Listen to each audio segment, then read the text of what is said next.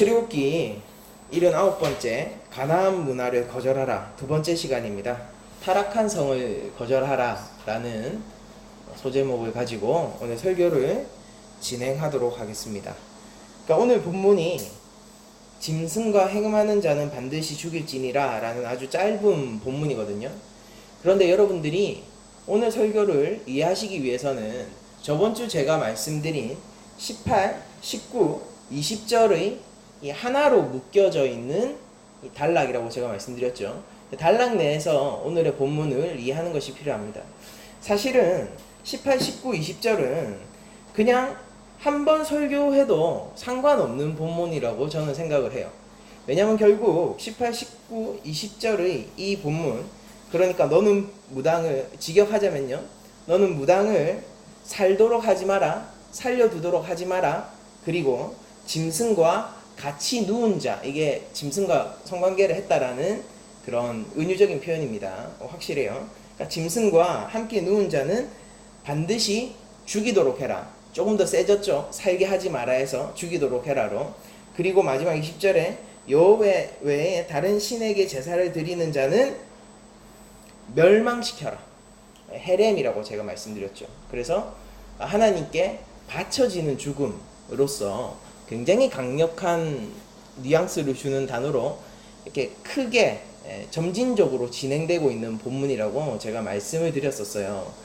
그러니까 이거는 결국 하나님께서 가나안 문화를 경계하고 계신 것이고, 가나안에 하나님의 나라를 이스라엘 백성, 그러니까 제일 작은 자들이요, 노예들입니다. 그러니까 이스라엘이 왜 하나님의 백성이 되었냐면은 그들이 매우 적은 영고로 되었었어요. 성경의 기록입니다. 그러니까 그들은 힘없는 자였고 약한 자들이었고 억압받는 자들인데, 하나님은 그들을 구원하시어서 그들 통하여 하나님 나라를 세우시겠다라는 하나님 자신의 선하신 뜻과 계획에 따라서 이스라엘 백성들을 애굽의 압제에서 구해내셨고, 그리고 이제 아브라함에게 언약하신 그 약속의 땅 가나안에 진짜 하나님의 나라를 세우시려고 했다고요. 그렇게 하나님의 나라를 세우실 때 가나안에 있는 매우 종교적으로 이교적인, 그러니까 하나님을 전혀 신뢰하지 않고 어떤 신의 능력에만 초점을 맞추어 신의 능력에만 관심이 있고, 결국 자기 자신을 위해서 신을 조작하는 자들의 그 문화에 따르지 마라. 그 문화를 경계하라. 그것은 내 나라에서는 결코 있을 수도 없고 있어서도 안 된다라는 것을 천명하는 것이 오늘의 18, 19, 20절의 구절이라는 것을 제가 저번 설교를 통해서 말씀을 드렸었습니다. 기억하셔야 돼요. 그러니까 이거는 하나님께서 아주 일반적인 그 윤리로서 주셨다라기보다는 제가 하나님 나라의 윤리라고 말씀을 드렸고, 그리고 하나님 나라의 윤리 측면에서 볼 때 오늘의 이런 구절들, 그리고 18, 19, 20절의 이 구절들은요, 일종의 왕권 사회에서 왕에 대한 반역 세력과 같은 것이죠. 그러니까 추방되거나 죽거나 둘 중에 하나입니다. 어쨌거나 죽음이에요. 하나님 나라에서는 하나님의 통치가 없는 곳, 이것을 우리가 죽음이라고 부르죠. 그러면 오늘 짐승과 행음하는 자는 반드시 죽일 것이다 라고 얘기를 할 때 하나님께서 이것을 이스라엘 진영 내에서 수간이 행했다라는 것을 염두에 두고 말씀을 하셨을까를 생각해 보면은 물론 그런 경우가 있었을 것 같은데, 더 주요한 목표는 뭐냐면은 가나안 땅에 그런 일들이 횡행했을 것이다라는 추측을 우리들이 할 수 있습니다.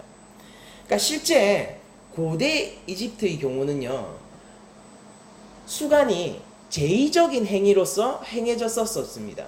그러니까 대표적인 동물로는 악어, 사냥, 소와 같은 동물, 이게 전부 어떤 동물이냐면은 이집트는 신이 많잖아요. 물론 가나안도 신이 많죠. 로마도 신이 많았습니다.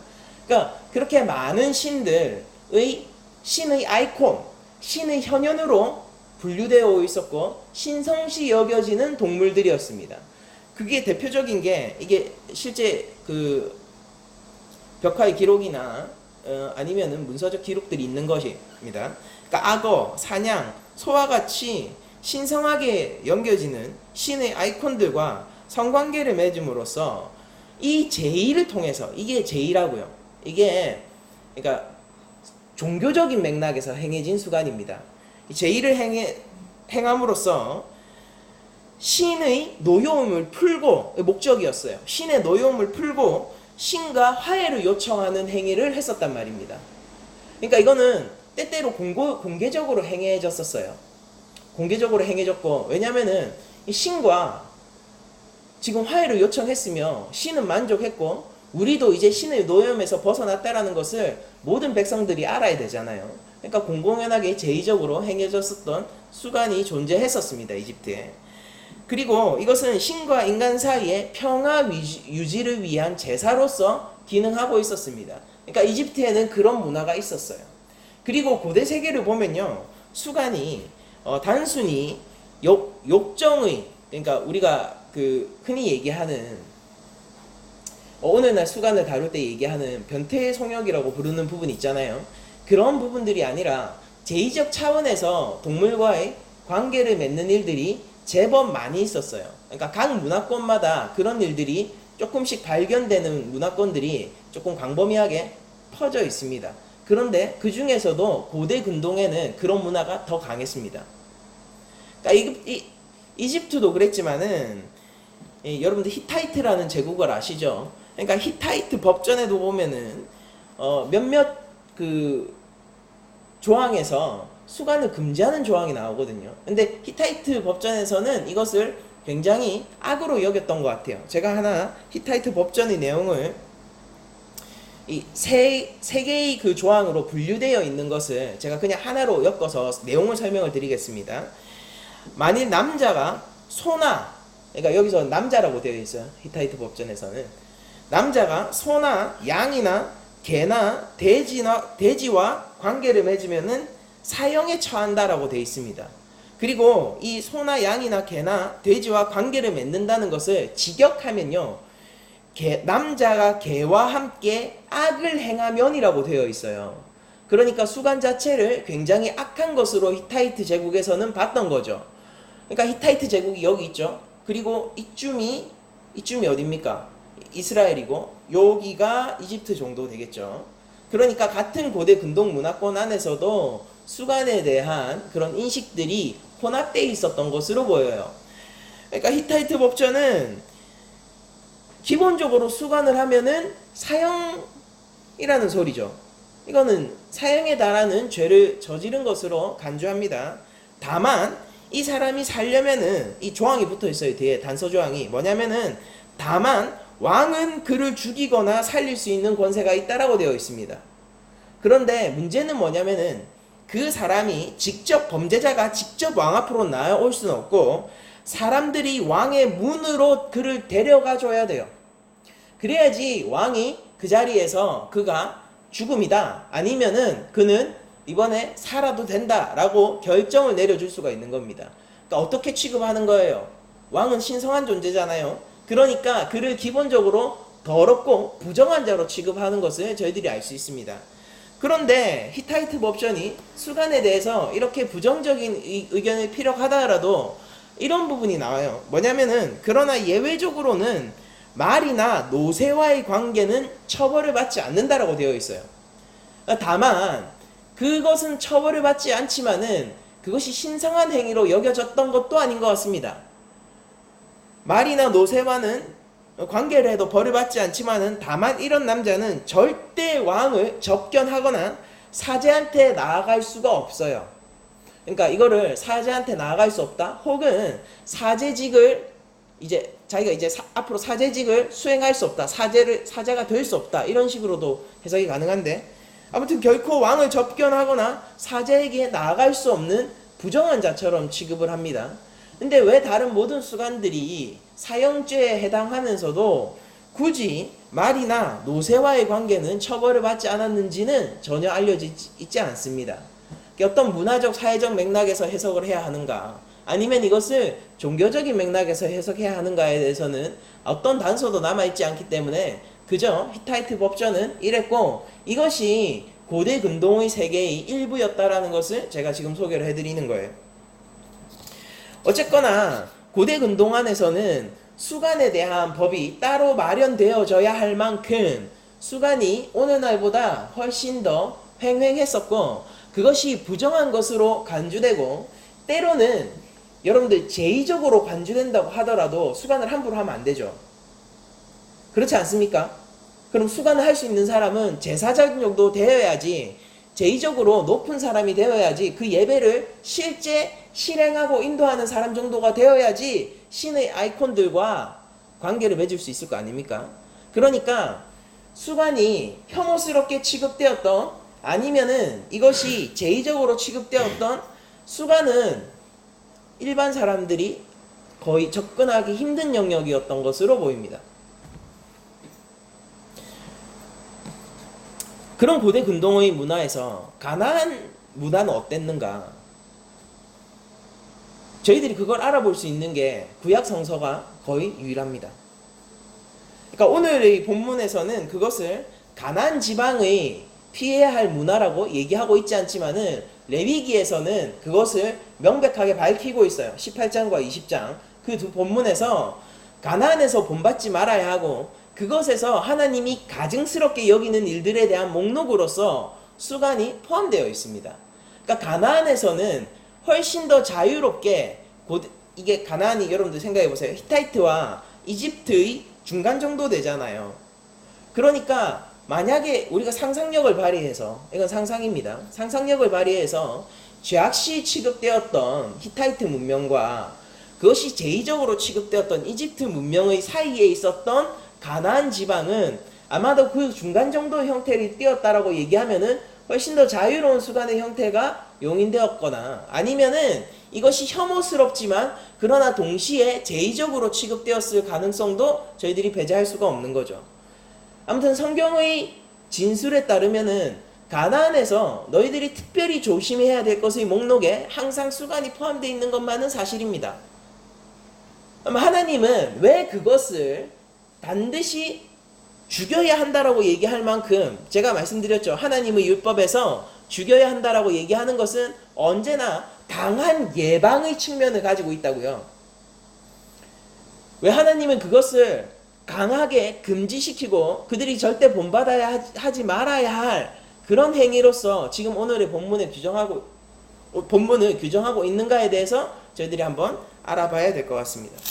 근데 가나안의 종교 형태를 저희들이 먼저 살펴보도록 할 텐데, 가나안에서 최고 신은 태양신이에요. 원래는 엘신인데 실제 가나안에서 가장 광범위하게 섬겨지고 마치 그 최고 신이 아님에도 불구하고 최고 신처럼 여겨지던, 그러니까 종교적으로는 엘신이 제일 위인데, 그런데 그 아들인 바알, 우리가 하닷이라고 부르는 그 바알이 사실은 훨씬 더 대중적이고 훨씬 더 최고신처럼 사람들한테 추앙을 받고 숭배받았던 신이 바알입니다. 이게 말이 꼬였네요. 근데 바알이, 그러니까 하다드라는 게 원래 바알 신의 본명이에요. 하다드. 그게 바알 신의 본명이고, 바알은 주인이란 뜻이에요. 주인. 그래서 그 이스라엘 백성들이 하나님을 여호와, 야훼라고 그 이름을 직접 언급하지 못하고 아도나이라고 불렀지 않습니까? 그게 주님이라는 뜻입니다. 그것에 대비되어서 바알은 하닷이라는 본명보다 그 주인이라는 별명이 훨씬 더 사람들한테 자주 불리웠었거든요.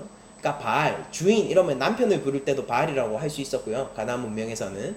그리고 특별히 제의적인 상황이나 아니면 종교적인 대화의 맥락에서 바알이라는 것이 나오면 항상 하닷신을 얘기합니다. 엘신 아니에요. 하닷신이에요. 그러니까 제일 보편적으로 섬겨지던 신이 바알 신이죠. 그 바알 신앙에서 말입니다. 그 바알 신앙에서 제일 중요한 제의 중에 하나가 뭐냐면 항상 성관계였어요. 그래서 남창과 여창이, 이게 성창이죠. 성창이 제사에 항상 동원되었었고 성전에 항상 거주하고 있었습니다. 그리고 바알 신과의 어떤 합일처럼 여겨지는 남녀의 성관계, 그리고 바알 신과 아세라 신의 성욕을 돋구어서 그들이 관계하도록 하는 촉매제로서 그런 성적인 제의식이 매우 횡행했었고, 하나님이 이것을 매우 더럽고 타락한 행위라고 지적을 하고 계신데요.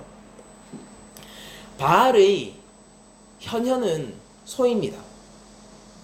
그러니까 바알 신앙의 가장 큰 종교적 형태가 성관계이고, 그리고 또 바알의 아이콘 현현은 소로 가나안 지방에서는 믿어졌고 실제 그것이 그들을 둘러싸고 있는 세계였어요. 그리고 소는 농사에 있어서 가장 중요한 동물 중에 하나이죠.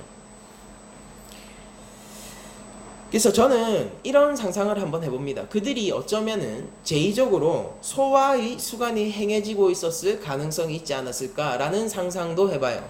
이거 제 이 상상을 뒷받침할 만한 어떤 고고학적 증거들은 지금 없지만은, 그러나 한번 그런 생각들을 한번 해보게 됩니다. 오늘 본문을 주의함에 있어서 말입니다. 하나님께서는 가나안의 죄를 지적할 때요, 그 가나안의 죄의 가장 큰 죄는 우상 숭배란 말입니다. 그러니까 하나님의 나라가 서야 되는데 왕이 거기 있는데 다른 왕을 섬기는 다른 나라 백성들이 있으면 우리나라 백성이 아니죠. 이제 그런 측면에서 우상 숭배는 매우 큰 죄인데, 하나님이 가나안 죄를 지적할 때 쓰이는 성적 타락이 우상 숭배와 특별히 떨어져 있지 않아요. 근데 그거 아십니까? 그러니까 하나님이 이스라엘 백성들을 결혼 관계로 나의 신혼 때를 생각하라 라고 할 때, 선지자들이 그 얘기를 할 때 광야 시절을 얘기하는 것이죠. 그러니까 하나님과 이스라엘 하나님의 백성들은 결코 떨어질 수 없는 하나로서의, 즉 결혼 관계로서 주로 비유가 되곤 하는데, 유명한 비유죠. 비유가 되곤 하는데, 그 하나님을 떠나 다른 신에게 간음하는 것, 주로 바알이었어요. 그러니까 다양한 신들이 있었는데 주로 바알이었습니다. 하나님을 떠나서 다른 신과 간음하는 것, 그러니까 성적 타락이죠. 신적인 성적 타락이죠. 하나님이 떠나 다른 바알을 섬기는 것, 그것을 하나님은 간음하는 것으로 치부하곤 했는데, 그게 그저 은유적인 얘기가 아니라 그들이 실제 간음을 하던 자들이었다고요.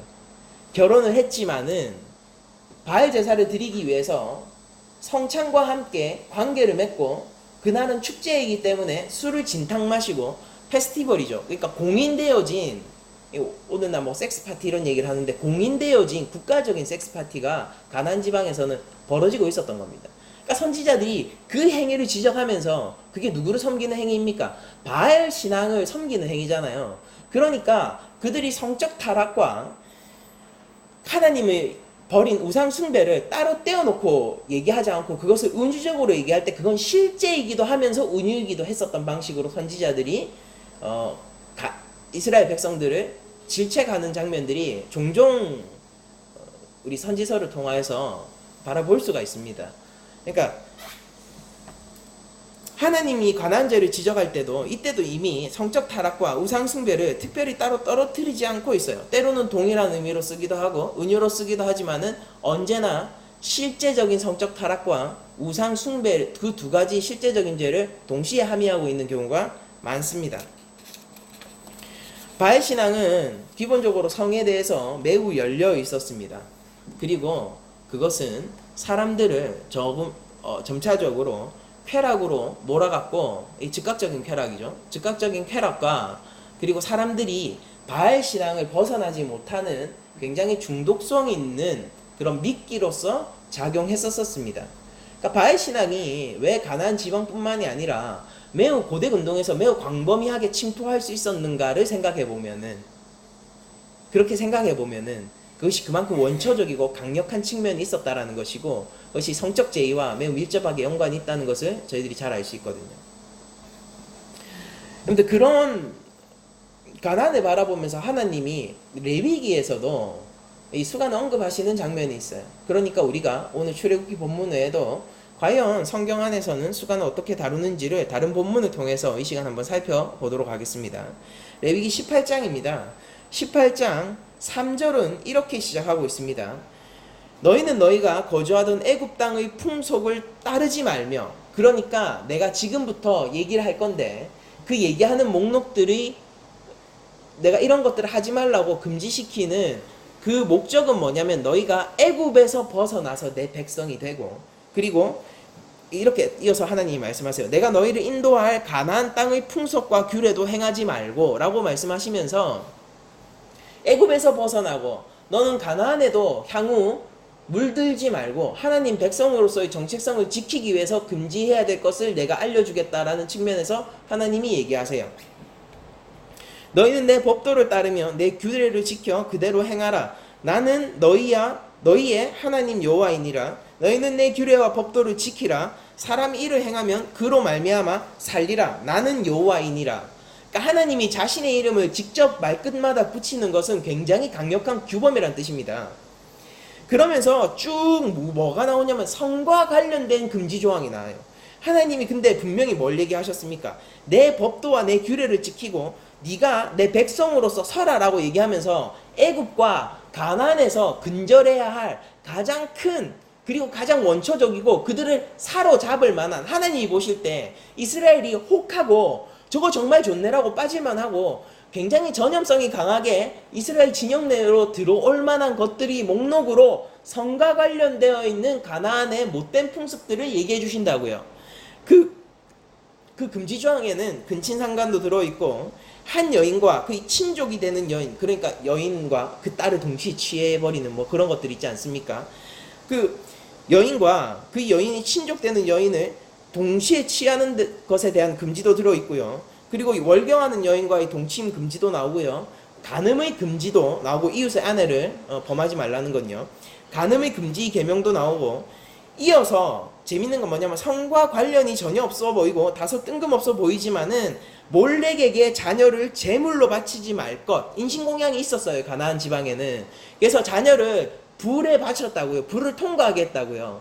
살아남으면은 걔는 신의 은총을 받은 자인데 못 살아남죠. 죽죠. 죽어도 괜찮아요. 신에게 바쳐진 거기 때문에요. 그런 인신공양이 있었는데 하나님이 이것을 매우 악한 것으로 보시고 이 몰렉에게 자녀를 제물로 바치는 자들을 반드시 죽이라 라고 말씀을 하셨고요. 그리고 동성애에 대한 금지와 이어서 수간에 대한 금지 이야기가 나옵니다. 이런 것들이 가나안에서 자신들을 지켜야 할 이스라엘 백성들의 금지 목록이었고, 그 말은 반대로 비추어 얘기하자면은 가나안 지방에서는 그런 것들이 매우 일반적으로 횡행했었다라는 것이에요. 레위기 18장 21절 이하를 제가 한번 읽어드릴게요. 너는 결탄코 자녀를 몰렉에게 주어 불로 통과하게 하므로 내 하나님의 이름을 욕되게 하지 말라. 나는 여호와이니라. 22절입니다. 너는 여자와 동침함 같이 남자와 동침하지 말라. 이는 가증한 일이니라. 23절입니다. 이것이 수간에 대한 항목이에요. 너는 짐승과 교합하여 자기를 더럽히지 말며 여자는 짐승 앞에 서서 그것과 교접하지 말라. 이는 문란한 일이니라 라고 얘기를 하시고 계십니다. 그러니까 이 문란한 일은 히브리어로 테벨인데요. 직역을 하자면은 혼합, 섞음, 혼합한 일, 이런 것들을 일컫는 단어예요. 이거에 대해서는 제가 언급만 드리고 뒤에 가서 설명을 드리겠습니다. 하나님께서는 이런 얘기들을 하시면서 가나안을 처벌하시겠다라고 이어서 또한 얘기하시는데요. 가나안을 처벌하는 근거에 매우 큰 측면이 성적인 타락에 있죠. 18장 24절입니다. 너희는 이 모든 일로 스스로 더럽히지 말라. 내가 너희 앞에서 쫓아내는 족속들이 이 모든 일로 말미암아 더러워졌고 그 땅도 더러워졌으므로 내가 그 악으로 말미암아 벌하고 그 땅도 스스로 그 주민을 토하여 내느니라. 그러므로 너희 곧 너희의 동족이나 혹은 너희 중에 거류하는 거류민이나 내 규례와 내 법도를 지키고 이런 가증한 일을 하나라도 행하지 마라. 그러니까 이 성적인 타락에 대해서 하나님이 굉장히 가증하게 여기신다라는 것입니다. 너희가 전에 있던 그 땅의 주민이 이 모든 가증한 일을 행하였고 그 땅도 더러워졌느니라. 너희도 더럽히면 그 땅에 너희가 있기 전 주민을 토한 같이 너희를 토할까 하노라. 여러분들, 하나님이 이스라엘 가나안 백성들을 그 땅에서 몰아내신 이유가 뭡니까? 그들이 이 민족이기 때문이 아니에요. 그들이 악하기 때문입니다. 그리고 이스라엘 백성들도 악해지면 하나님은 토해내실 거예요. 그러니까 거룩이냐 거룩을 벗어났느냐, 이 문제인 거예요. 지금 가나안의 문제는. 너희도 더럽히면 그 땅에 너희가 있기 전 주민을 토한 같이 너희를 토할까 하노라. 이 가증한 모든 일을 행하는 자는 그 백성 중에 끊어지리라. 그러므로 너희는 내 명령을 지키고 너희가 들어가기 전에 행하던 가증한 풍속을 하나라도 따름으로 스스로 더럽히지 말라. 나는 너희의 하나님 여호와이니라 라고 말씀을 하시고 계시고, 레위기 20장에 이어서도 남자가 짐승과 교합하면 반드시 죽이고 너희는 그 짐승도 죽일 것이며, 여자가 짐승에게 가까이 하여 교합하면 너는 여자와 짐승을 죽이되 그들을 반드시 죽일지리니 그들의 피가 자기들에게로 돌아가리라 라고 말씀을 하시고 계세요. 그러니까 굉장히 강력하게 이 성적인 타락을 다루고 계시죠. 왜 그럴까요? 하나님은 왜 그럴까요? 여러분들 당시에서 시선에서 먼저 한번 이것을 살펴보고 오늘날 시선에서 이것을 한번 먼저 살펴봅시다.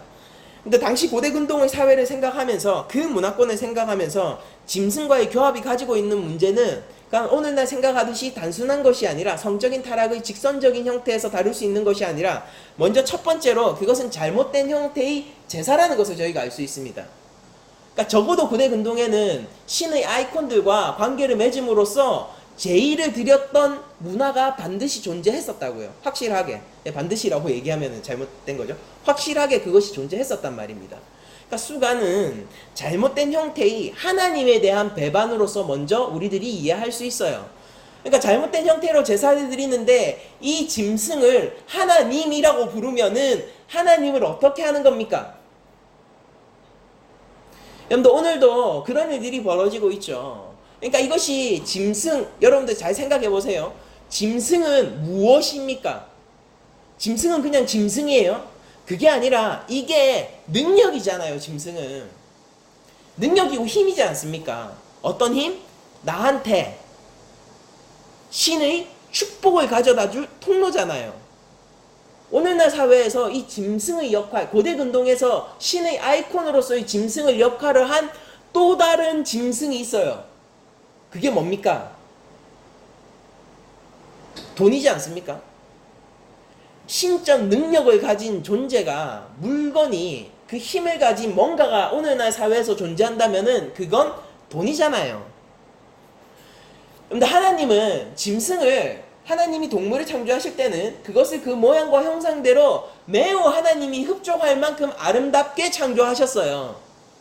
그러나 사람의 죄성은 그것을 통하여서 신의 힘을 취함으로써 그 하나님이 만들어 놓으신 아름다운 하나님의 시그니처들을 더럽혔죠. 그것뿐만 아니라 하나님을 짐승의 수준까지 끌어내림으로써 하나님을 자신이 조정할 수 있고 하나님이 자기가 만족시킬 수 있는 존재로 전락시켰단 말입니다. 이것이 수간이 갖고 있는 첫 번째 고대 근동 사회입니다. 고대 근동 사회. 고대 근동 사회에서 수간이 가지고 있었던 첫 번째 문제예요. 두 번째는 뭐냐면은 하나님이 만들어 놓으신 하나님의 세계, 이 땅이 하나님의 세계란 말입니다. 이 우주 만물이 하나님의 세계라고 저희들이 믿지 않습니까? 하나님의 세계를 하나님은 하나님의 질서대로 아름답게 창조하셨어요. 그런데 그 질서에 대한 테벨이죠. 이는 문란한 일이다라고 얘기할 때 제가 이것을 테벨이라고 말씀드렸고, 혼합이고 섞음이고 혼란한 일이라고 말씀드렸잖아요. 하나님이 최초로 제정해 주신 질서는 무엇입니까? 하나님이 있고 사람이 있고 짐승이 있고 인간, 하나님이 다스리는 이 세상을 인간을 청지기 삼아 인간을 통하여서 너희들이 생육하고 번성하고 다스리라는 명령을 한 것이 하나님의 질서잖아요. 아담의 그 선악과 창조, 그러니까 아담과 하와의 타락 사건이 어떤 식으로 진행돼요? 다스려야 할 뱀에게 다스림을 당하고 남자의 돕는 배필, 아담의 돕는 배필인 하와가 아담을 타락시키고, 그리고 아담은 마침내 하나님이 자신을 발견하지 못할 것처럼 그 눈을 피해서 숨고 자신의 한 일을 감추고, 창조의 역순이죠. 이 타락이에요. 근데 짐승과의 교합은 인간을 또한 짐승의 수준으로 맞추어서 하나님이 만들어 두신 성의 고귀한 가치를, 제가 저번에 말씀드렸잖아요. 성이 기독교 내에서는 신성한 가치를 지니고 있다고요. 이것이 너무 답답한 소리라고요? 한번 잘 들어보십시오. 그런데 하나님이 만드신 성의 가치를 그저 쾌락만을 위해서 소비되고, 때로는 하나님의 힘을 얻기 위해서 소비되는 짐승의 수준으로 끌어내린 거라고. 이거는 뭐냐면은 하나님의 형상으로서의 인간의 존엄성을 파괴시키는 일이고, 하나님은 이것을 생명과 상관이 있는 일로 보셨어요. 그래서 사형입니다. 율법은 두 가지를 사형시키죠. 뭡니까? 하나님에 대한 죄, 생명에 대한 죄. 그럼 수가는 어디에 포함되겠어요? 둘 다 포함돼요. 떨어져 있지 않다고, 고대 근동에서는 그 두 가지가. 여러분들, 성이 원래 바른 기능으로 어떤 식으로 기능해야 합니까? 성은 하나님이 만들어 두신 인류의 번성과 부부간의 아름다운 하나됨의 모양으로서 성을 만들어 두셨어요. 그것이 성경이 얘기하고 있는 성의 모양이고, 그래서 성경은 일부 1처자를 지향하는 것이고요. 그래서 성경은 성이 원래 신성한 것이라고 얘기를 하고 있습니다. 성은 원래 바른 형태로 기능한다라면은 그것은 책임과 권리의 문제가 동시에 걸려있는 것이고, 내가 이것이 하나님이 주신 아름다운 즐거움의 도구이면서 동시에 내가 생명을 창조하는 매우 무거운 그런 아름다운 책임을 가지고 있는 도구로서 성을 인식하는 것이 맞죠. 그리고 이 두 가지가 모두 충족되는 유일한 환경, 인류 역사는 아직까지도 이 두 가지가 동시에 충족되는 유일한 환경이 부부관계라는 것, 이 사실을 벗어나지 못하고 있어요. 두 가지가 충족되는 아름다운 환경인 부부관계 내에서 기능하도록, 성이 원래 그런 식으로 하나님이 주신 거니까요. 기능하도록 이스라엘 백성들을 자꾸 간음과 그리고 그 혼전 성관계 이런 것들로부터 자꾸 떼어놓으시려고 합니다. 그러니까 성이 가지고 있는 가치의 측면을 여러분들 한번 생각해 보세요. 근데 오늘날 성은 몸의 권리적인 측면에서 더 많이 작용하죠. 왜입니까? 제가 저번에 설교 한번 드렸는데, 여성 피임약의 발명과 함께 몸의 해방이 이루어졌고, 이제 성이 가지고 있었던 출산이라는 생명을 낳는다라는 그 권리와 무거운 짐으로부터 인류는 완전히 해방되었다고요. 그러니까 이제 책임과 권리의 측면이 떨어지고, 책임의 측면이 떨어지고 권리의 문제만 남는다라면은 성은 무슨 문제로 전락합니까? 소통의 문제라고 제가 말씀드렸잖아요. 성은 소통의 문제가 된 거예요. 저 사람과 내가 깊이 소통을 하니까 성관계를 할 수 있는 겁니다. 그러니까 연인들이 만나서 성관계를 해도 문제가 없는 거죠. 둘만의 소통이잖아요. 그리고 나한테 피해 주는 것도 아니잖아요. 근데 제가 뭐라고 얘기했습니까? 저도 예전에 그런 가치관을 따랐던 사람이에요. 그러나 하나님을 알고 성경을 알고 난 이후에 성이 원래 어떤 가치가 가지고 있는지에 대해서 보이기 시작하더라고요. 여러분들, 성은 무엇입니까? 정말로 성을 생명의 창조와 따로 떼어놓고 바라볼 수 있는 거예요. 그게 성의 기능에서 가장 큰 기능 아닙니까? 아니, 생물학적으로 생각을 해보자고요. 다른 거 다 떼놓고, 자, 생물학적으로 생각을 했을 때 성이 존재하고 성이 큰 쾌락을 주는 그 동기가 되는 가장 강력한 성의 목적이 뭐예요? 생명의 연장이잖아요. 생명의 창조이지 않습니까? 이건 심지어 진화주의자들 역시, 사회진화론자들이 있습니다. 사회진화론자 역시 동의를 하고 있는 부분이에요. 왜 정말로 그것을 떼어놓고 성을 바라볼 때 성이 해방된 것이라고 저희들이 얘기할 수 있을까요? 정말 그걸 떼어놓고 인류가 정말로 그 길에서 점점 멀어지는 것이 성을 더 자유롭게 다루는 길이라고 저희들이 얘기할 수 있을까요? 저는 그 부분에 대해서 굉장히 회의적이 되었어요, 지금은.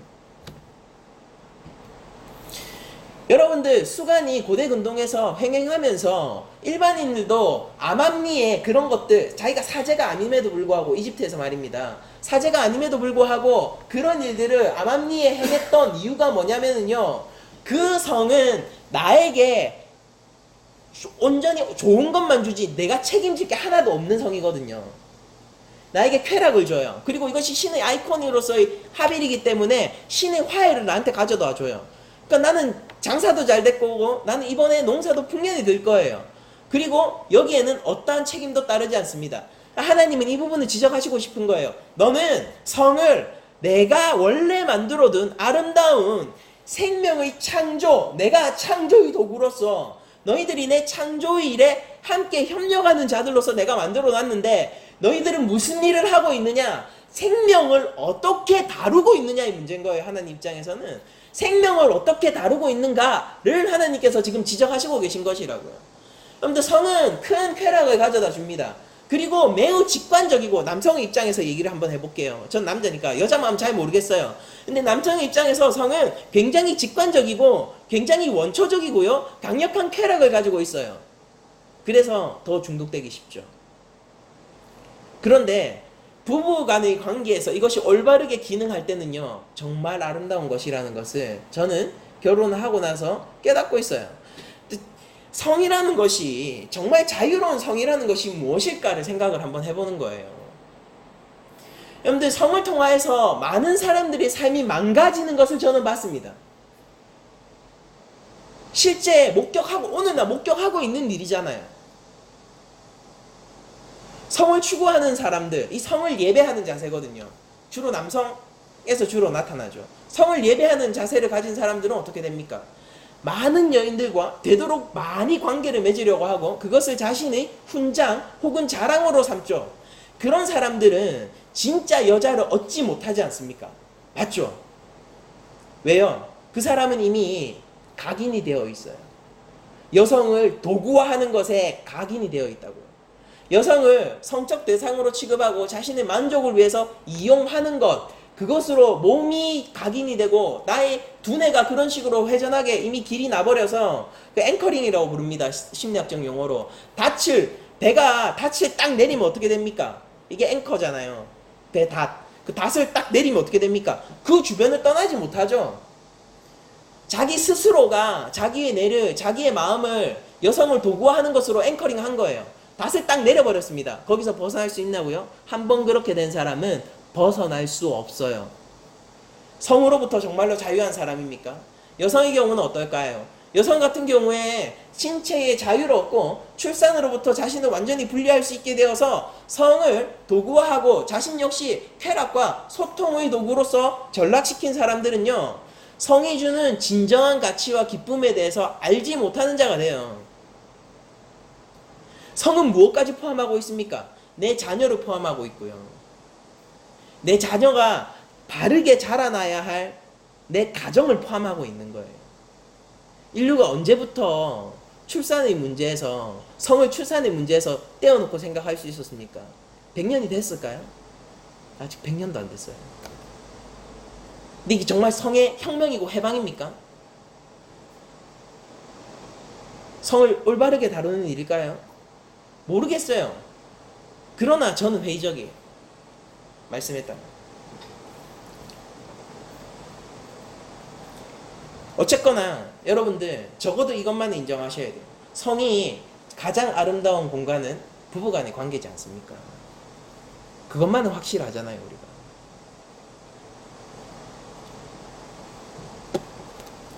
여러분들, 가나안에서 하나님이 얘기하고 있는 성적 타락은요, 수간을 얘기하셨다는 것은 이 하나님이 보실 때에 많은 성적인 타락들을 레위기에서는 쭉 열거하시죠. 그런데 그 중에서도 대표적으로 출애굽기 본문에서 왜 이 수간만 나왔냐면은 그 중에서도 대표적으로 가장 성적 타락, 그러니까 인간의 존엄성을 가장 짐승으로의 수준으로 끌어내리는 것이 수간이라서 그것을 얘기하신 것입니다. 그리고 이거는 하나님의 질서와 관련이 있는 거예요. 사람끼리도 아니에요. 이제는 짐승과 이제 완전한 책임에서 벗어났어요. 이것은 내가 또 하나님을 내 마음대로 조작하고 다루는 행위이기도 해요.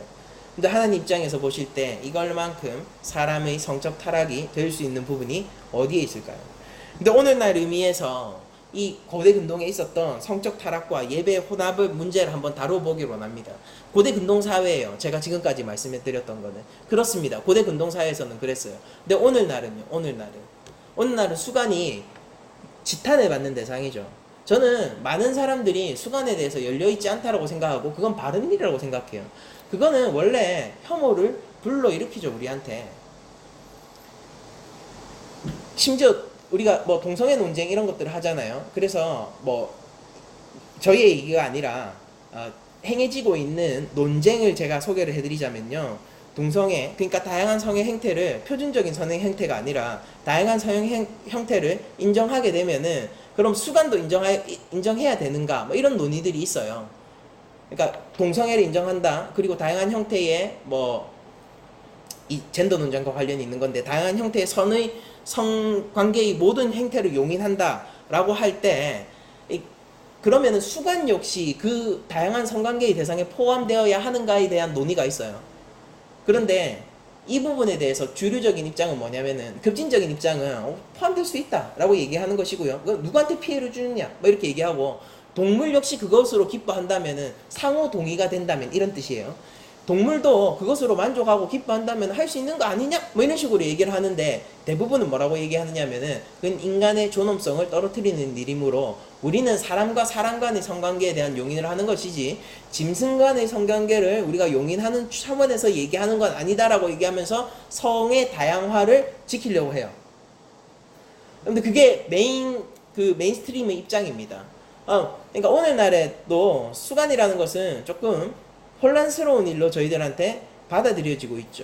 그러면은 이 본문이 오늘날 우리한테는 관계가 없을까라는 것입니다. 여기 계신 분들은 생전 이 본문을 보지 않으셔도 이 율법을 지킬 수 있는 분들이죠. 안 봐도 되잖아요. 몰라도 돼요. 여러분들은 이 본문에서 안전하다라고 여러분들 느끼신다면은 조금만 얘기를 한번 더 들어보세요.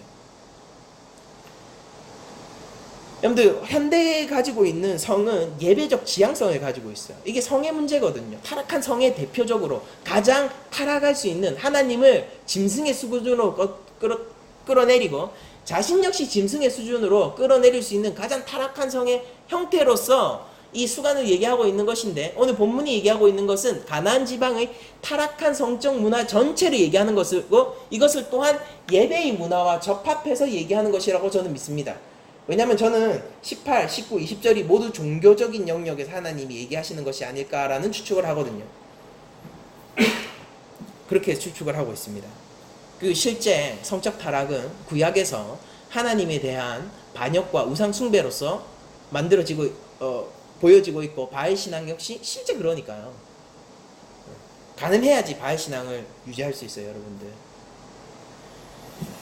현대의 성이 가지고 있는 그러니까 이게 예배의 문제인데요. 그러면은 현대의 성은 예배적 지향성을 가지고 있어요. 제가 아까 말씀드렸듯이 성이 이제는 완전히 나에게 속해진 것이 되었고 내가 안전하게 다룰 수 있는 것. 성은 항상 위험했습니다. 여러분들 그거 아세요? 출산의 위험 때문이죠. 성은 항상 위험했지만은 그럼에도 불구하고 오늘날에는 그것이 완전히 안전해진 상황에서 성은 사람의 인생에서 예배적 지향성을 가지고 가는 경향을 종종 보여요. 여러분들 성공한 남자가 아름다운 여인을 취한다라는 게 거의 상식적으로 저희들이 지금 통용되고 있지 않습니까? 그러니까 오히려 할리우드 스타들을 보면서 우리가 뭘 얘기합니까? 능력 있는 사람이라고 부르죠. 할리우드 스타들이 이혼이 우리들한테는 충격이 아니잖아요. 충격 아니에요. 그거 가지고 뭐 좋다라고 우리들이 얘기하지도 않지만은 그건 충격도 아니고 한편으로는 동경의 대상이죠. 왜냐면은 여러분들 예전에 그런 게시물을 봤는데요. 레오나르도 디카프리오의 여성 지금까지 사귀어왔던 그 여성들을 분석한 그 글이 있더라고요. 이거 뭐 가십거리고 그냥 재미로 보는 거지만은 레오나르도 디카프리오의 어떤 여성을 좋아하는지 성적 취향이 잘 드러나더라고요. 그러니까 키는 몇 센치 이상, 나이는 전부 26세 이하. 그러니까 디카프리오가 나이가 들어도 여자는 26세를 넘지 않습니다. 그리고 무조건 금발이어야 돼요. 무조건 다 금발이고 키가 뭐 175 이상인가 뭐 그랬던 것 같아요. 정확하게 기억은 안 납니다. 근데 어쨌든 간에 그런 것들을 보면서 밑에 달린 댓글들이 뭐 디카프리오 형님 뭐 취향이 확실하시네요 뭐 이런 거라든지 아니면 역시 능력자 뭐 이런 댓글들을 제가 달린 것을 봤어요. 근데 성은 우리들이 떼어놓고 우리 일상에서 떼어놓고 생각할 수 없는 영역입니다. 그렇지 않습니까? 성이라는 것이 성경이 터부시하는 영역이 아니란 말이에요. 다만 그것이 아름다운 영역이 있다는 것을 가르쳐주는 게 성경입니다. 그리고 현대의 성이 책임감의 문제에서 자녀의 문제에서 자신을 생명의 창조의 문제에서 자기 자신을 완전히 떨어뜨려 놓음으로 말미암아 성은 삶에서 내가 다양한 형태로 지향할 수 있는 예배적 성향이 되었어요. 난 다양한 형태로 성을 지향할 수 있어요. 그러니까 이제 자녀의 문제는, 생명 창조의 문제는 별로 중요하지 않아요. 고리타분한 얘기죠. 제가 지금 이 얘기를 해도 너무 고리타분한 얘기죠.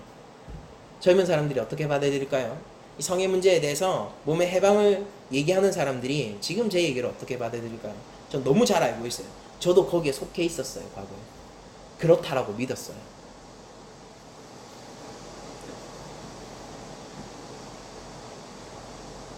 성을 반쪽만 가지고 이해하는 그 세상에서 저는 그것이 성의 해방운동의 아름다운 열매라고 생각했었어요. 그러니까 실제 삶 속에서 우리가 그런 것들을 바라볼 때는 다양한 부작용들이 나타나고 있고 말로 다 할 수 없죠. 가치는 점점 혼란스러워지고 있고 생명 창조의 문제는 어떤 식으로 다뤄지고 있습니까? 그냥 결혼해서 자녀 계획 결혼해서 그러면은 우리는 애를 언제 가질까? 이 언제부터 가능했을까요, 여러분들? 출산의 시기를 인간이 조절한다는 거. 뭐 그건 괜찮아요. 좋은데. 근데 성이 가지고 있는 생명 창조의 근원적인 그 파워와 우리 인류 전체에게 미치고 있는 강력한 힘을 우리가 간과할 때 우리 미래 성의 모습은 결코 아름답거나 책임감 있는 모습으로 발전하지는 못할 겁니다. 가장 큰 부분을 떼어놓고 생각하는데 어떻게 그것이 가능하겠어요? 자녀조차도 이젠 하나님의 선물이 아니라 이제 내가 만들어내고 내가 원하는 시기에 출산 가능한 것으로 여겨지고 있습니다. 그러나 결혼해 보신 분들은 아실 거예요. 그렇지 않다는 거.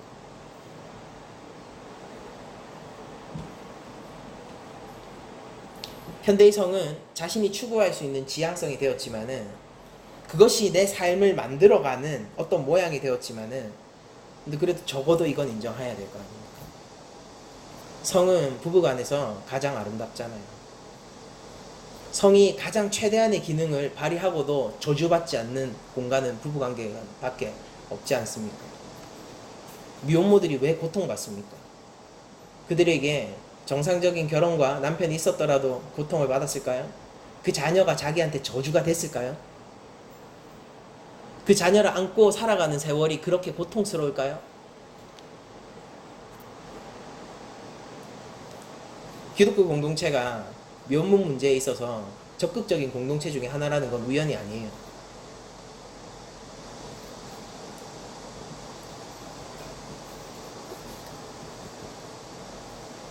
여러분들 저도 우리가 성을 교회에서 오늘날 어디까지 얼마만큼 어떻게 다뤄야 될지에 대한 확신은 없습니다.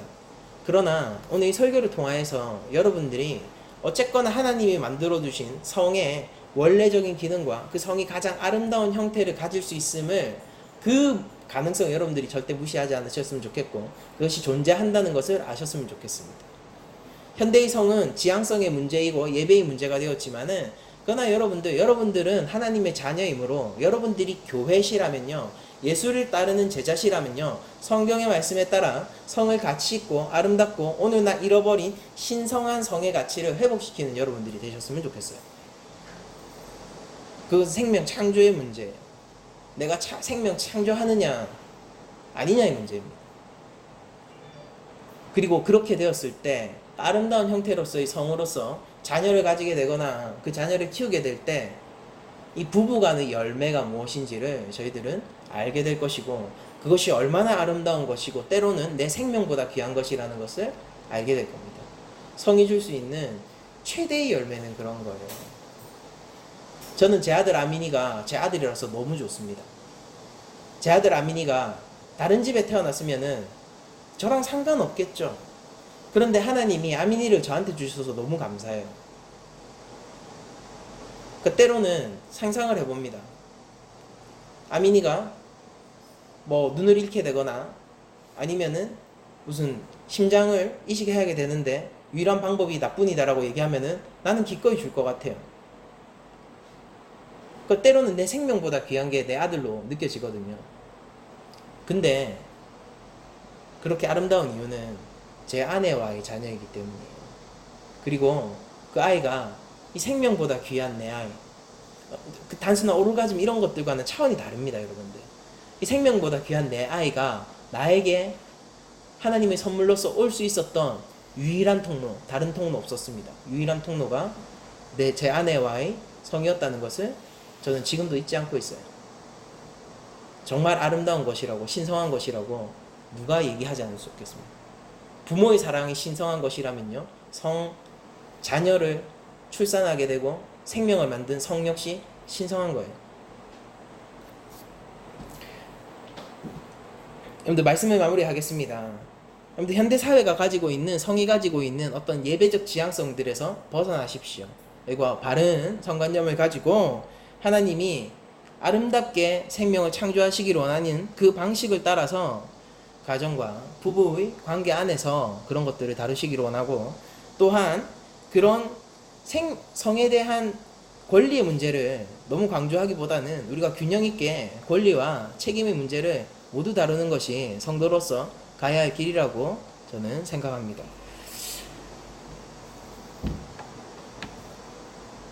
아마도 여러분들 22장 출애굽기 22장 19절을 본문으로 한 설교를 여러분 아마 이제 두 번 다시는 들으실 수 없을 것 같은데, 여러분들 기억하세요. 한 번의 설교지만은 여러분들 기억하십시오. 하나님은 성의 문제를 생명 창조와 하나님의 만드신 질서, 세상의 질서의 문제에서 다루신다는 것을. 인간의 생명과 직접적으로 연관이 있는, 생명이 탄생하는 유일한 도구잖아요. 생명과 연관이 있는 간접 아닙니다. 직접적인 것으로 성을 다루고 계신다는 것을 여러분들 생각하면서, 이것이 오히려 우리를 자유롭게 하고 균형 잡힌 시각을 가지게 할 거라는 걸 제가 믿으면서, 여러분들도 역시 그런 믿음을 가지기 원하면서 모든 말씀을 마치도록 하겠습니다. 근데 한 주간 살아가실 때에 하나님의 말씀을 마음에 품으시기를 원하고, 이제 그리스도와 함께 죽고 그리스도만으로 사는 삶을 통해서 하나님의 말씀에 순종하는 것, 그 말씀을 귀 기울여 듣는 것이 우리 인생에서 얼마나 즐거운 것인가를 깨닫는 한 주간 되시기로 축원합니다. 이상으로 모든 말씀을 마치도록 하겠습니다.